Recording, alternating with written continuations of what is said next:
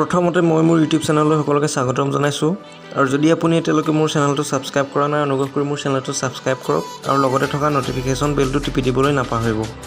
যাতে মই আপলোড কৰা সকলো ধৰণৰ ভিডিঅ'ৰ নটিফিকেশ্যন আপুনি লাভ কৰে। আজি আমি আলোচনা কৰিম ডিটাৰমিনাৰ্ছ এ এন ডিৰ বিষয়ে আৰু ইয়াৰ লগতে আমি এ এন ডি ক'ত ব্যৱহাৰ কৰিব পাৰোঁ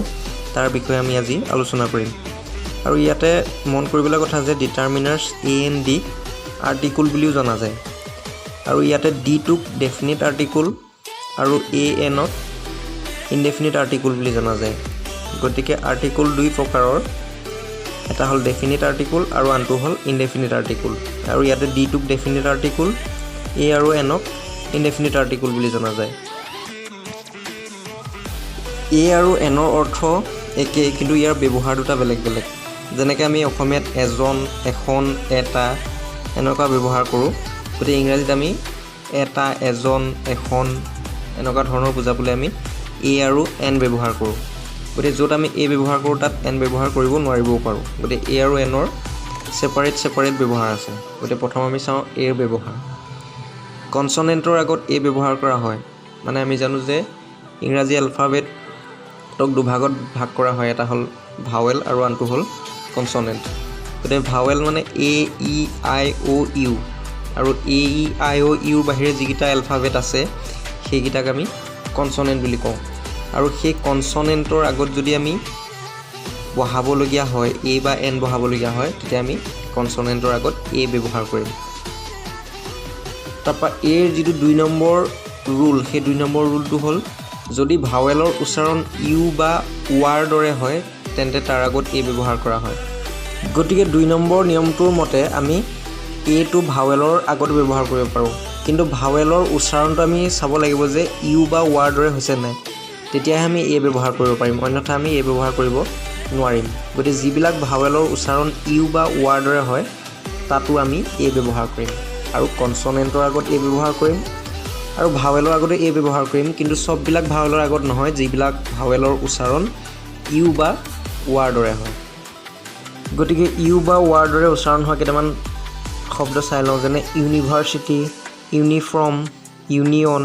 ইউনিটি, ইউনিভাৰ্চেল, ইউৰোপিয়ান, ওৱান। এইকেইটাত ইউ বা ৱাৰ দৰে উচ্চাৰণ হৈছে। গতিকে আমি ইয়াৰ আগত যদি আমি আৰ্টিকল বহাবলগীয়া হয় তেতিয়া এ এনৰ ভিতৰত আমি এ আৰ্টিকলটো বহাম, কাৰণ ইয়াৰ উচ্চাৰণ ইউ বা ৱাৰ দৰে হৈছে। গতিকে ইউ বা ৱাৰ দৰে হ'লে আমি তাৰ আগত এ বহাম। গতিকে দুটামান ব্যৱহাৰ চাই লওঁ। দিছ ইজ ডেছ বেগ, গতিকে বেগৰ আগত আমি বহাব লাগে। গতিকে বেগটো বিটো হ'ল বেগৰ প্ৰথম যিটো লেটাৰ, সেই লেটাৰটো হ'ল বি। গতিকে বিটো কনছনেণ্ট, গতিকে কনছনেণ্ট হোৱাৰ কাৰণে তাৰ আগত এ আহিছে। গতিকে বেগৰ আগত এ বহাব লাগিব। গতিকে দিছ ইজ এ বেগ। তাৰপিছত আছে my father gave me this beautiful gift in my birthday party. গতিকে বিউটিফুলৰ আগত বহাব লাগে। গতিকে বিউটিফুলৰ প্ৰথম বিটো আমাৰ কনছনেণ্ট, এইটো ভাৱেল নহয়, গতিকে কনছনেণ্টৰ আগত বহাবলগীয়া হ'লে আমি এ বহাম। গতিকে my father gave me a beautiful gift in my birthday party. ইয়াৰ পিছত আহিলে এনৰ ব্যৱহাৰ। এনৰ যিটো প্ৰথম ৰুল, সেই ৰুলটো হ'ল যে ভাৱেলৰ আগত এন ব্যৱহাৰ কৰা হয়। যদি আমি ভাৱেলৰ আগত ব্যৱহাৰ কৰিবলগীয়া হয় তেতিয়া আমি এন ব্যৱহাৰ কৰিব লাগিব। ভাৱেল মানে এ, ই, আই, অ', ইউ, এইকেইটাৰ আগত যদি আমি ব্যৱহাৰ কৰিবলগীয়া হয় তেতিয়া আমি এন ব্যৱহাৰ কৰিম, তেতিয়া আমি এ ব্যৱহাৰ কৰিব নোৱাৰিম। কিন্তু তাতে আৰু এটা কথা চাব লাগিব যে সেই ভাৱেলটোৰ উচ্চাৰণ আকৌ ইউ বা ৱাৰ দৰে হৈছে নেকি। তেতিয়া আকৌ ইউ বা ৱাৰ দৰে হ'লে আকৌ আমি এন ব্যৱহাৰ কৰিব নোৱাৰিম, তেতিয়া আকৌ আমি এ ব্যৱহাৰ কৰিব লাগিব। যদি কনছনেণ্টৰ উচ্চাৰণ ভাৱেলৰ দৰে হয় তেতিয়া তাৰ আগত আমি এন ব্যৱহাৰ কৰিব লাগিব। যেনে আৱাৰ, এইটো আমি হাৱাৰ বুলি নকওঁ, আৱাৰ বুলি কওঁ। তাৰপিছত আহিলে অনেষ্ট, এইটো আমি হনেষ্ট বুলি নকওঁ, অনেষ্ট বুলি কওঁ। তেনেধৰণে অনাৰ, অনাৰেবল, এয়াৰ। গতিকে আমি ইয়াৰ আগত যদি আমি ব্যৱহাৰ কৰিবলগীয়া হয় তেতিয়া আমি এন ব্যৱহাৰ কৰিম, কাৰণ ইয়াৰ এইচটো উচ্চাৰণ হোৱা নাই আৰু ইয়াৰ যিটো উচ্চাৰণ সেই উচ্চাৰণটো ভাৱেলৰ দৰে হৈছে। এইটো আৱাৰ, অনেষ্ট, অনাৰেবল, এয়াৰ এনেধৰণে উচ্চাৰণ হৈছে। গতিকে ইয়াৰ আগত আমি ব্যৱহাৰ কৰিবলগীয়া হ'লে আমি এ ব্যৱহাৰ কৰিব নোৱাৰিম, গতিকে ইয়াৰ আগত আমি এন ব্যৱহাৰ কৰিব লাগিব। ইয়াৰ পিছত আহিলে যদি কোনো নাউন শ্বৰ্ট ফৰ্মত থাকে তেতিয়া তাৰ আগত এন ব্যৱহাৰ কৰা হয় মানে আমি কিছুমান কেতিয়াবা নাউন আমি শ্বৰ্ট ফৰ্মত লিখোঁ আৰু সেই শ্বৰ্ট ফৰ্মত লিখা নাউনবিলাকৰ আগত যদি আমি ব্যৱহাৰ কৰিবলগীয়া হয় তেতিয়া আমি এন ব্যৱহাৰ কৰিম যদিও সেই শ্বৰ্ট ফৰ্মৰ প্ৰথম যিটো আখৰ সেই প্ৰথম যিটো লেটাৰ সেই লেটাৰটো কনছনেণ্ট হ'লেও তাৰ আগত আমি এ ব্যৱহাৰ কৰিব নোৱাৰোঁ তাৰ আগত আমি এন ব্যৱহাৰ কৰিম যেনে হি ইজ এন MLA গতিকে MLA ফুল ফৰ্ম আছে গতিকে সেইটো আমি শ্বৰ্ট ফৰ্মত লিখিছোঁ গতিকে তাৰ আগত এন হ'ব হি ইজ এন MLA ইয়াৰ পিছত আহিলে দাৰ ব্যৱহাৰ গতিকে দাটো আমি নিৰ্দিষ্টকৈ বুজাবলৈ দা ব্যৱহাৰ কৰা হয় যদি নিৰ্দিষ্টকৈ বুজায় তেতিয়া আমি এ বা এন ব্যৱহাৰ কৰিব নোৱাৰোঁ তেতিয়া আমি দা ব্যৱহাৰ কৰিব লাগিব যেনেদৰে আমি অসমীয়াত কোনো এটা নাউনক নিৰ্দিষ্টকৈ বুজাবৰ কাৰণে টু টা জন জনী ব্যৱহাৰ কৰোঁ ঠিক একেদৰে আমি ইংৰাজীত কোনো এটা নাউন নিৰ্দিষ্টকৈ বুজাবৰ কাৰণে তাৰ আগত দা ব্যৱহাৰ কৰোঁ যেনে মানুহজন মানুহজনী কলমটো তেনেকুৱা ধৰণৰ গতিকে ইংৰাজীত ক'লে হ'ব দ্য মেন মানুহজন দ্য পেনটো he gave me dash 1 rupee note গতিকে আমি ইয়াত ওৱানৰ আগত আমি এ বা এন ব্যৱহাৰ কৰিব লাগে গতিকে অ'টো আমাৰ ইয়াত ভাৱেল কিন্তু ভাৱেল হ'লেও আমি ইয়াত এন ব্যৱহাৰ কৰিব নোৱাৰোঁ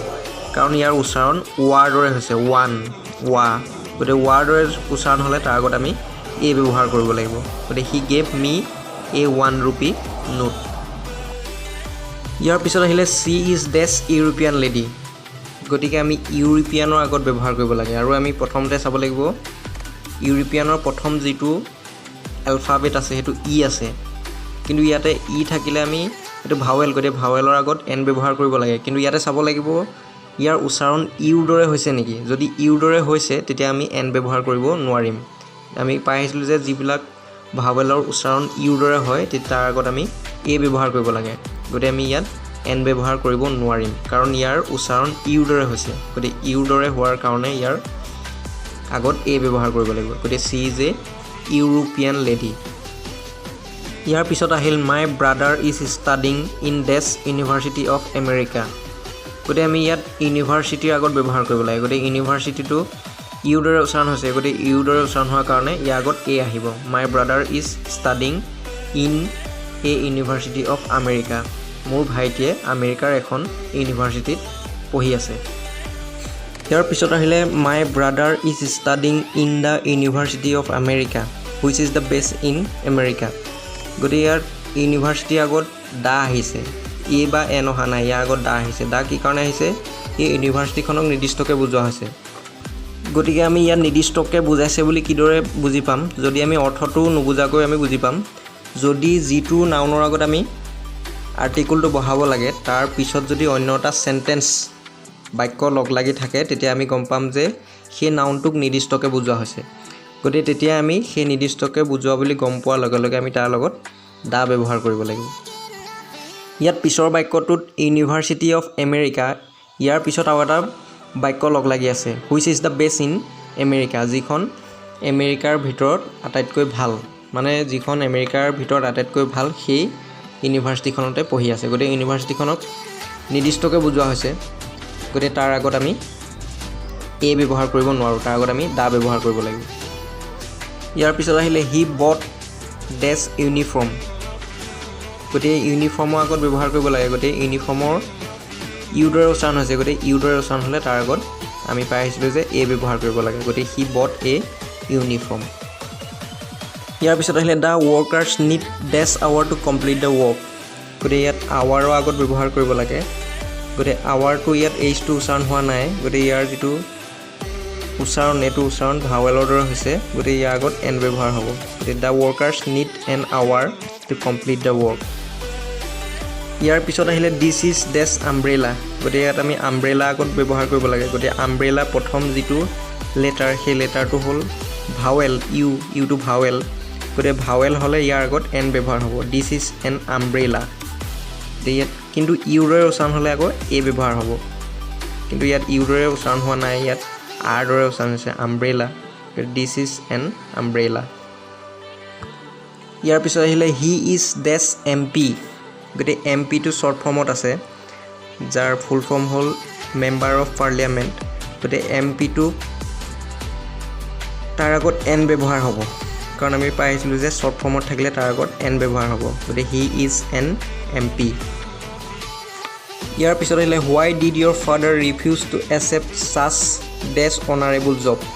গতিকে অনাৰেবলৰ আগত ব্যৱহাৰ কৰিব লাগে গতিকে অনাৰেবলটো এইটো ভাৱেলৰ দৰে উচ্চাৰণ হৈছে ইয়াত এইচটো উচ্চাৰণ হোৱা নাই গতিকে অনাৰেবল হৈছে গতিকে অনাৰেবলৰ আগত এন ব্যৱহাৰ হ'ব why did your father refuse to accept an honourable job ইয়াৰ পিছত আহিলে his father is dash honest person গতিকে অনেষ্টৰ আগত ব্যৱহাৰ কৰিব লাগে গতিকে ইয়াত এইটো এইচটো উচ্চাৰণ হোৱা নাই ইয়াত ভাৱেলৰ দৰে উচ্চাৰণ হৈছে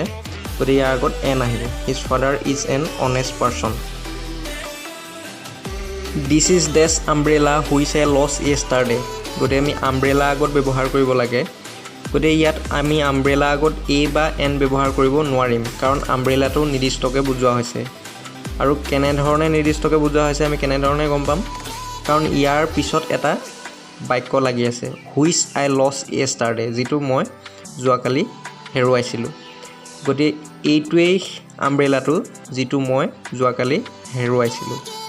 গতিকে এইটো নিৰ্দিষ্টকৈ বুজোৱা হৈছে আমব্ৰেলাটো গতিকে তাৰ আগত আমি দা ব্যৱহাৰ কৰিব লাগিব এ বা এন ব্যৱহাৰ কৰিব নোৱাৰিম this is the umbrella which I lost yesterday গতিকে আমব্ৰেলাৰ পিছত আমি এটা বাক্য লগ লাগি আছে মানে এটা বাক্য লগ লাগি থকা মানে সেই আমব্ৰেলাটোক নিৰ্দিষ্টকৈ বুজোৱা হৈছে গতিকে তাৰ আগত আমি দা ব্যৱহাৰ কৰিম হুইচ আই লছ য়েষ্টাৰডে যিটো মই যোৱাকালি হেৰুৱাইছিলোঁ সেইটোৱেই এই আমব্ৰেলাটো this is dash European lady whom I meet in the market yesterday গতিকে ইয়াত আমি ইউৰোপিয়ান লেডিৰ আগত বহাব লাগে গতিকে ইউৰোপিয়ান লেডিৰ আগত আমি এ বা এন ব্যৱহাৰ কৰিব নোৱাৰোঁ কাৰণ ইয়াৰ পিছত অন্য এটা চেণ্টেন্স লগ লাগি আছে ইউৰোপিয়ান লেডিৰ পিছত অন্য এটা বাক্য লগ লাগি আছে কাৰণ ইয়াক নিৰ্দিষ্টকৈ বুজোৱা হৈছে whom I meet in the market yesterday যিগৰাকীক মই